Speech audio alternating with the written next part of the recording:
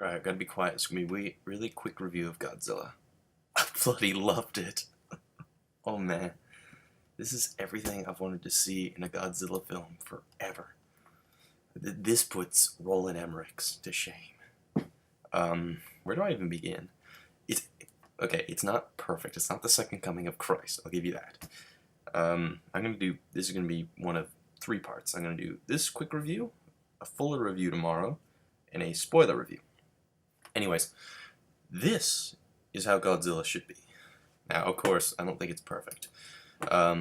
Yes, the one thing I'm going to comment on is that Godzilla isn't in the film as much as I wanted him to be. He's in it, and he looks awesome. He actually looks like Godzilla. He acts like Godzilla. He's actually got quite a bit of personality to him, which I think is good. So that's good when you see him fighting these things. So this film takes you right back to the origin, 1954. No one knows where this thing came from. It's just a big, giant thing. No one knows what it is. No one knows what it could do. But it's a threat. So, the nuclear tests that the U.S. was doing in the 50s in the middle of the ocean, they were trying to kill it. And were they successful? Who knows? Anyways, then we cut to years later, in 1999, where Ken Watanabe, he's great in this, though he does serve, him and Sally Hawkins do serve as a bit, as the exposition people, but they're still good on their own. Ken Watanabe has some good bits. Anyways, they found this thing, they don't know what it is. It's basically made a huge hole in the ground in a Filipino mine, basically. So, they go down there and they find a huge skeleton. They don't know what it could be. They think it could be Godzilla. And this is another good thing to mention. They actually call him Godzilla. And he's a he, not a she. Get that right, Roland Emmerich.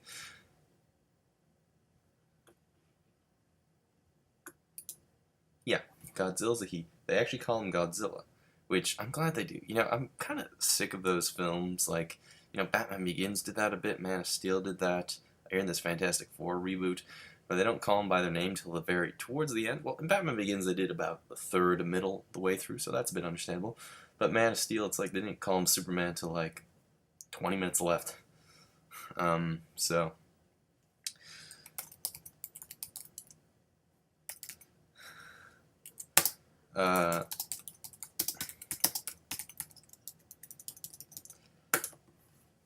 yeah, that's good.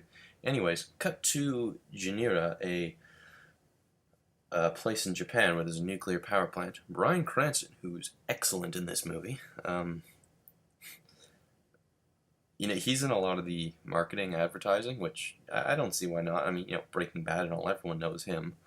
I'm going to go over more of that in my spoiler review. So yeah, he's found this weird disruption at the plant. He doesn't know what it is. It's just like a seismic wave. It's a huge seismic wave. It's not an earthquake because it's too perfect of a seismic wave. Anyway, something goes wrong and his wife goes down to inspect it. And, yeah. It's in the trailers. You can probably guess what happens. 15 years later, we meet his son, Ford Brody. And, for the record, what kind of name is Ford? I don't know. Anyways, his dad can't really seem... Anyways, Bryan Cranston, Aaron Taylor Johnson's dad, he can't really put this behind him.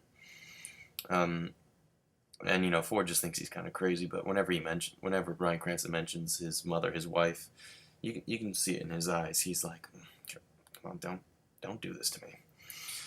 So that was great. I don't like doing this. I don't like talking about what other people have said, but I kind of have to.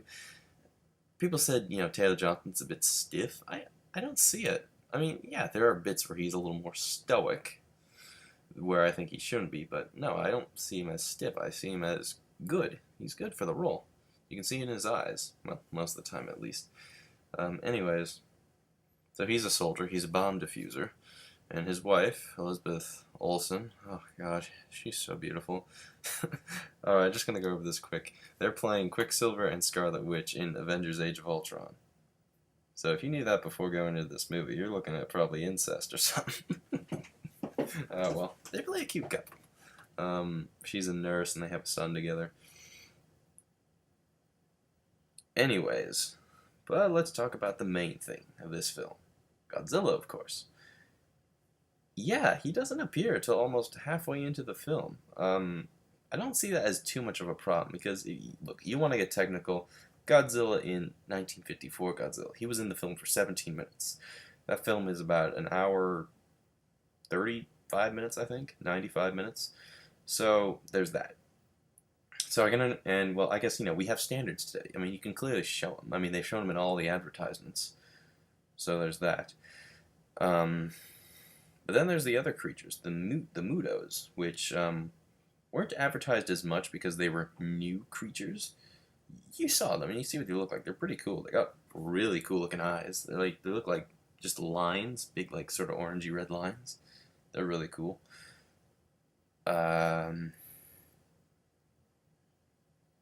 One's male, one's female, so you can take a guess where that leads to. One of them has wings. The male one has wings because the man is always the prettiest.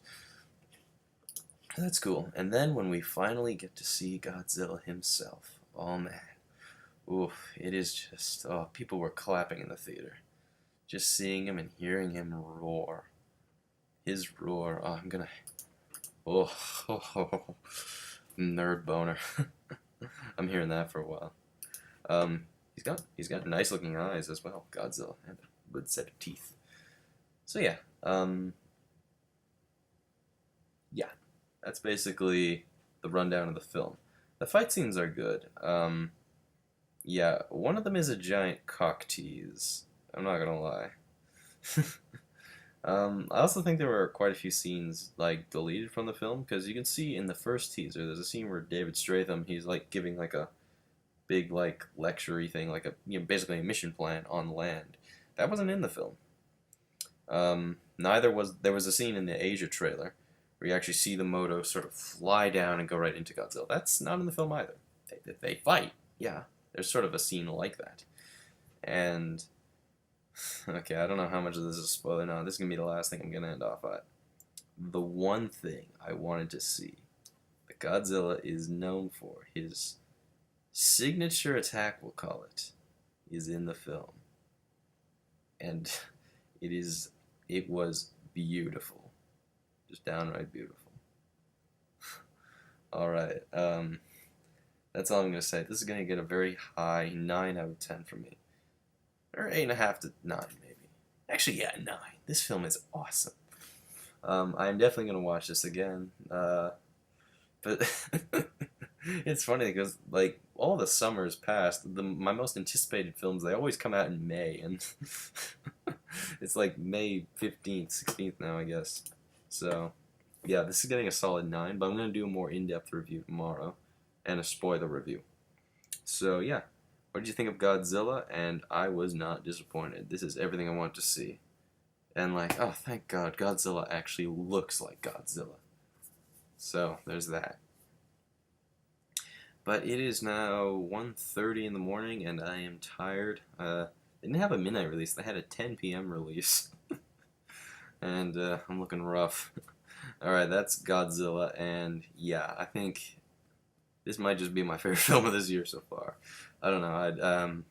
Maybe the Lego Movie is. I don't know. Or Winter Soldier, Budapest Hotel. I don't know yet. But this is definitely up there in the top 3. So yeah, that was Godzilla for me. And it was awesome. Oh, also, the music. When I first heard the music, I think it was leaked online like about a week before the film came out. It's not that I didn't like it. I just thought it sounds a little cheesy. But it actually fits the tone of the film pretty well, actually, which I was surprised. Gareth Edwards does a good job. I saw his film Monsters. It's really good. I don't know if it's as good as this though. But yeah, that was an indie film on $500,000 with apparently a crew of 6, and now here he's doing like a big $160 million budget film about the king of the monsters. He does it good. The cast is also good. Like I said, Sally Hawkins and Ken Watanabe, they're a bit too exposition heavy, but they get a good moment in there too. I think Sally Hawkins, after a while, she just stops having lines. Ken Watanabe does a great job, and I'm glad they got at least one Japanese guy in this film. Bryan Cranston's great, and Johnson's good. Oh man, Elizabeth Olsen, oh she's so beautiful. She's good. Some great moments between her and Aaron Taylor Johnson. Who else? Oh, Bryan Cranston's wife, Juliette Binoche, or Binoche. She's a French actress. She was in The English Patient. She won an Oscar for that. She's good as well. Sporting nice short hair. Who else is in the film? David Stratham's good. Oh, Optimus Prime. Gary Chalk is in the film. I feel like such a nerd for knowing that. Such a dork for knowing that. Anyways, that's Godzilla. So, what did you think? And that roar of his. Oh, that's awesome. I hope there's a sequel. So, the way this film is structured, it feels definitive. Like this could be its own film. So yeah, but I can hope. Frozen 2 is happening, right? No, I don't want a Frozen 2. Anyways, that's Godzilla. Tell me what you think. It is awesome.